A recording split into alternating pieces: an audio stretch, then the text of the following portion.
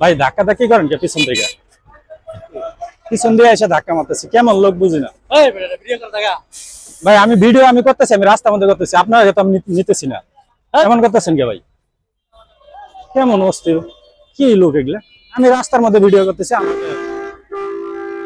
বাংলাদেশের জাতীয় স্মৃতিসৌধে যারা আসবেন, একটা জিনিস মাথায় রাখবেন যে হয়তো আপনারা কখনো একা একা আসেন।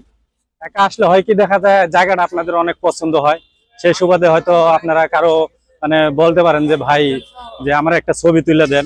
এই ধরনের ভুলটা কিন্তু কেউ করবেন না, কারণ আজকে কিন্তু আমার এই যে পাশে এই যে দাদা ভাইরে দেখতেছেন, ওনার সাথে কিন্তু একটা মানে মোটামুটি একটা ঘটনা ঘটার প্রান্তে চলে গেছিল অল্পর জন্য, তো বাইসা গেছে উনি। সেটা হলো উনি মোবাইল টিপতেছে, একজনের পিছন দিয়ে এসে হঠাৎ করে বলতেছেন, বাহ আপনার ক্যামেরাটা তো অস্থির, খুব সুন্দর। তা উনি ছিল একা, তো বললো যে তাহলে আমাকে একটা ছবি তুলে দেন। তো ছবি তোলার কথা বললা, তো ক্যামেরাটা দিছে উনি, ওনার হাতে দিছে, উনি ঘুরান দিছে, আর ঘুরান দিয়ে দেখে তো উনি একদম কিলো চলে গেছিল আর কি, বেশ কিছু 10-12 হাত দূরে চলে গেছিল। কিন্তু আমি আল্লাহ আমাকে বাঁচাবে, যার কারণে আমি ওকে বুঝতে পারছি, পাশা ঘুরান দিয়ে দেখি যে লোকটা অনেক দূরে চলে গেছে। তারপরে যাই হোক আমি দৌড় দিয়ে থাবা দিয়ে যা মোবাইলটা নিয়ে বললাম যে আপনি এদিকে চলে আসছেন কেন? ভাই ভাই আমার লোক একটু ডাক দিছে, তার মানে সে কাইটা পড়তে ধরছিল অলরেডি, আমি ঠকে গেছিলাম আজকে। এরকম ভুল কেউ করবেন না আমার মতো, সবাই যার যার নিরাপত্তা বজায় রাখবেন।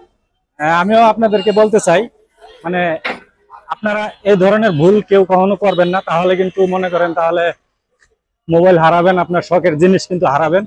তাই আমি বলবো যারা আসবেন নবীনগরে, যারা আসবেন ঘুরতে আসবেন, দেখতে আসবেন, আপনি যদি একা আসেন তাহলে আপনি তো একাই সেলফি তোলার চেষ্টা করবেন, আপনি সেলফি তোলেন, তাতে কোনো সমস্যা নেই। কিন্তু অপরিচিত কারো হাতে আপনার ফোন দিবেন যে ভাই ভাই, এখানে অনেক ক্যামেরাম্যান পাবেন, আপনারা 10 টাকার বিনিময়ে আপনাদেরকে ছবি তুলে দিবে, কোনো সমস্যা নাই।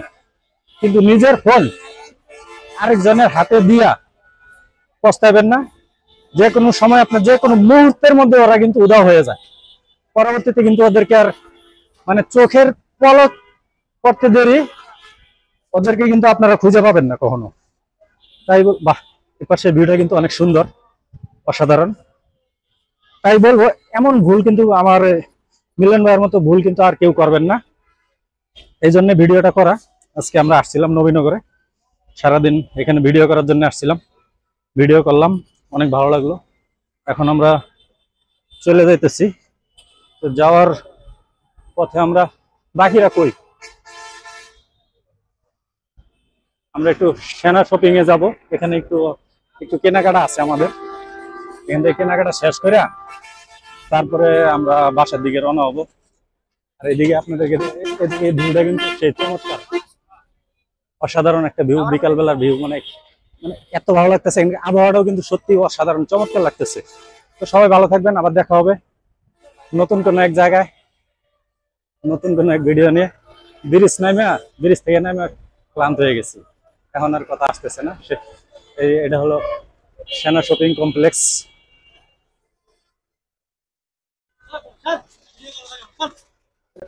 ভাই ধাক্কা কি করেন কে পিছন থেকে? পিছন দিয়ে এসে ধাক্কা মারতেছি, কেমন লোক বুঝি না। ভাই আমি ভিডিও আমি করতেছি, আমি রাস্তার মধ্যে করতেছি, আপনারা তো আমি নিতেছি না। এমন করতেছেন কে ভাই? কেমন অস্থির কি লোক এগুলা? আমি রাস্তার মধ্যে ভিডিও করতেছি। সবাই ভালো থাকবেন, খোদা হাফেজ।